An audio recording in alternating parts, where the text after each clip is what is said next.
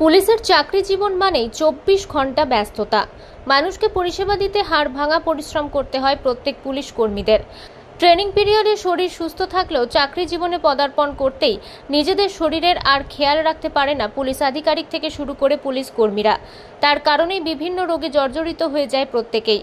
কিভাবে সহজ উপায়ে শরীরকে সুস্থ রাখা যায় এই নিয়ে এক স্বাস্থ্য শিবির এবং প্রশিক্ষণের মাধ্যমে এক অন্য দিশা দেখালো ভারতবর্ষের সবথেকে প্রাচীন আদি প্রাকৃতিক চিকিৎসা পদ্ধতি আকুপ্রেশার, প্রাণায়াম, ফিজিওথেরাপির মধ্য দিয়ে।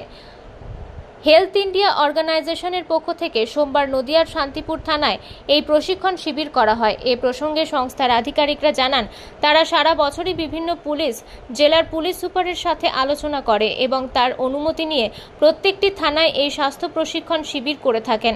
নদিয়ার রানাঘাট পুলিশ জেলার পুলিশ সুপারের সাথে কথা বলে এবং তার নির্দেশ নিয়ে এই প্রশিক্ষণ শিবির করা হয় শান্তিপুর থানায়। এই প্রশিক্ষণ শিবিরে উপস্থিত ছিলেন শান্তিপুর থানার ভারপ্রাপ্ত আধিকারিক সুব্রত মালাকার সহ এসআই, এএসআই ও অন্যান্য পুলিশ কর্মীরা।